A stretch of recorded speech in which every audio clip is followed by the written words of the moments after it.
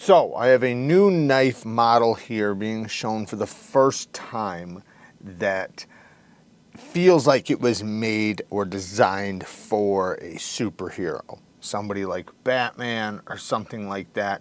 While it is very premium and very well done, it has that fun to it, that excitement that's, you know, unique, interesting, and definitely nasty looking.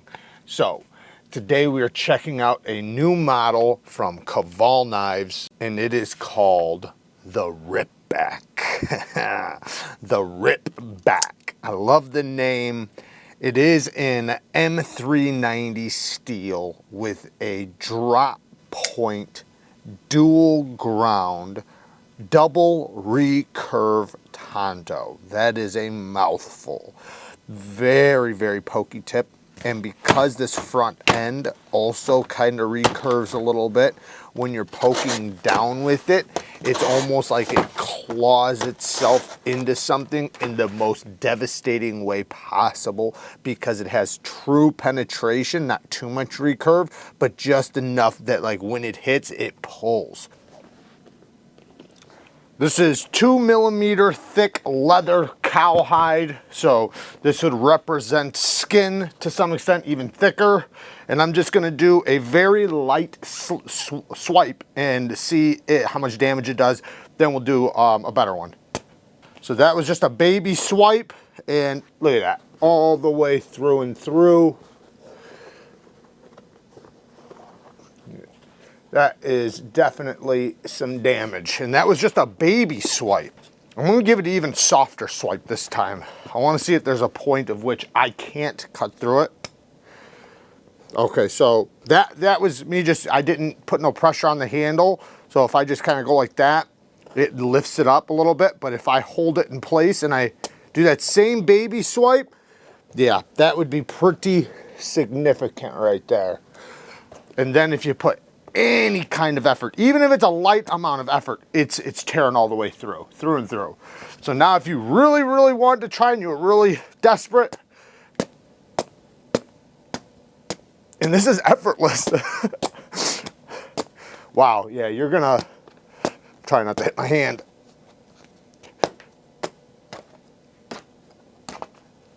Yeah, that's gonna do a lot of damage. Now, the actual recurve part too is a little bit more recurved and helps trap materials when you're actually cutting with it. So if you were going to use it for a cutting tool, it works great. It really does. The piercing capability is just insane. And as far as like a self-defense knife goes, I did test this thing on some cow skin, and yes, it is absolutely devastating. Moving back to the handle, we have a titanium frame lock with these 3 inlays. I thought these were machined out of the titanium and then anodized a different color. They're absolutely inlays, because on the inside I can see the screw for each inlay. And it's nearly impossible to see the seams. This is so seamless. Like I said, I thought it was machined out of the titanium. I didn't think these were inlays. So this is some of the best inlay work I think I've seen as far as titanium in titanium. I mean, it is absolutely, it does rise up, like, so you can feel the texture and you can feel how it's pronounced.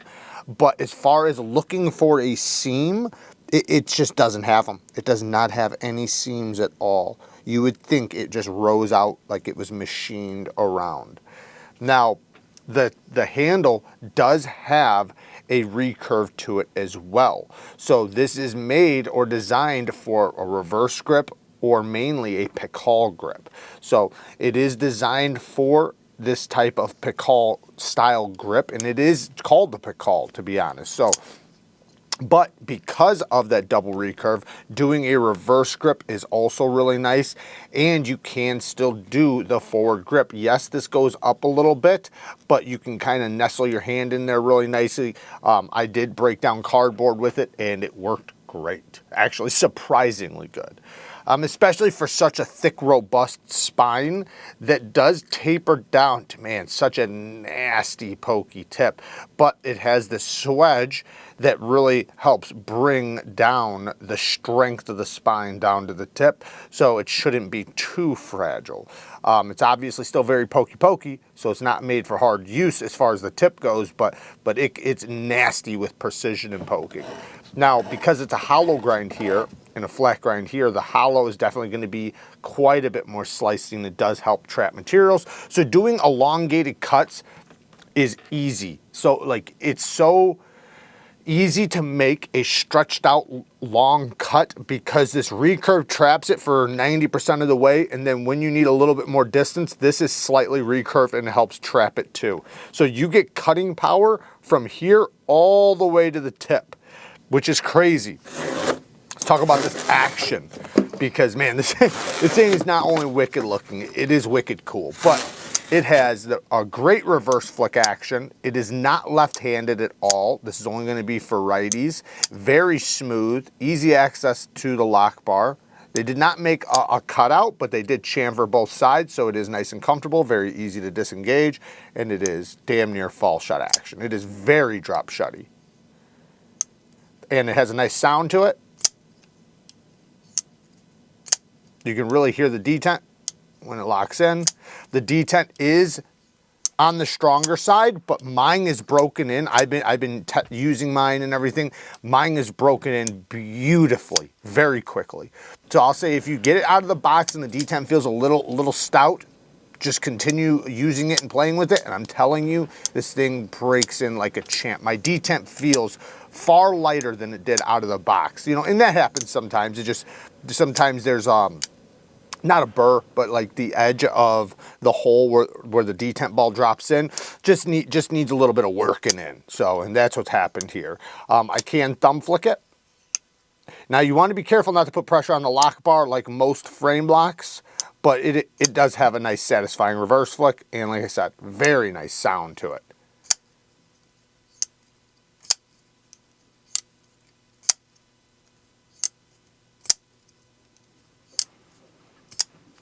So this spot right here that kind of gives you a ramp to lock into, you can lock in right here with the handle kind of pushed into your palm. If you wanted to jam it into something, it is very well balanced, very easy to manipulate in the hand if you wanted to go from a forward grip to a reverse grip and then back to a forward grip. It has a handle shape that makes it very capable of manipulation, in my opinion. Now, I also feel like I want to throw it, I'll be honest. And this is where Batman comes into play. Like, it really feels like a throwing knife almost. Now, if I was going to go for distance, I would hold my handle back here and let this throw, and then kind of like a barrel, and it just feels like it would launch. I haven't sat here and thrown it long distance or anything. It's a premium knife. I don't want to break it right when I get it. That's something for the full review, not for first impressions. But I did toss it into some cardboard at close distance just to see how good it would stick, and it absolutely does. But when you're close up, you know, you're going to hold it a little bit more like this because you don't have to get the distance. So anyways, like I said, it throws good. It throws like a throwing knife. So lots of really cool factors. There's a lot of cool factors with this one. However, we do have a couple little nitpicks, a couple negatives. So one thing is the clip. While the clip works okay in regular jeans, if they're thick jeans, they're going to be a little bit of a problem. And either way, the clip, they did the worst thing you could do with a clip, they put it on top of the lock bar cutout. That is the worst place for a clip to ever land. I don't know why. I don't know if it was just because they couldn't do it any other way, but all you have to do is take the cutout for the lock bar and put it on the inside. That is, in my opinion, a must-have for this knife. This knife's cutout should have been on the inside. It would have been something I would have fought for if I was Taguas. And shout out to Taguas for making all these crazy, unique designs. I absolutely love them. I think they're fantastic designs. And, you know, I'm here for it, man. I love it. But I wish he would have argued for that. The next thing, you know, because it it feels like it's gonna tear your pockets sometimes. You know, sometimes it's okay, but other times, you know, it kind of hooks in there a little bit. But, you know, when you're Batman and you got Kevlar pants, is it that big of a deal? Probably not. The next thing is sharpening tool and plunge grind, just a little nitpick. Now, I gotta say that this is not that big of a deal on this, and I'm gonna explain why. Yes, you're gonna get a smile back here, 100%, but one problem with when your plunge grind hits your edge is that as you sharpen it, it has the tendency to recurve. This already has a recurve. So all it's gonna do is recurve a little bit more as you sharpen it. Is it that big of a deal? Maybe not. But, you know, I'm still bringing it up because I like having a nice clean edge right here. I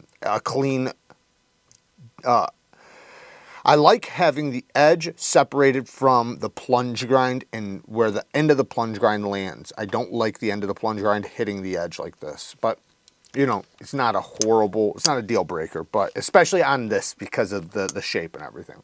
The next thing is the HRC on the steel. So the HRC on the steel is 58 to 60 for M390. Why are you even using M390 at that point? Like, just do S35VN, because M390, while a lot of companies are running at 58 to 60, the better companies are running at 61, 62, which helps bring out that significant edge retention that we want out of the steel, especially when you talk about the price of this, which is the next thing. The price is up there. Granted, it's unique. Granted, it's not going to be for everybody. So the people that love it are going to love it, and the people that hate it are going to hate it. But it's $380, over $380. That is a hefty price tag. Now, if the heat treatment was 61, 62, the cutout for the lock bar was on the inside, the plunge grind was done a little bit better, I would probably argue that it's worth it, you know, because it is done very well, and you know, it does have a RIAT quality feel. I'll give it that. It really does. So because it has that, you know, is it worth RIAT quality prices? Well, I would argue kind of, if they do the RIAT quality things like the HRC and the steel. That's what they're doing there. M390 61, 62. Now, while this could absolutely be Cardboard Destroyer, it's probably not gonna be. And I did use it quite a bit, and you know, it doesn't feel like the heat treat has any problems or anything like that. I haven't sharpened it, so I can't speak on that. I'd have used it quite a bit. I've stropped it. It always brought the edge back pretty good.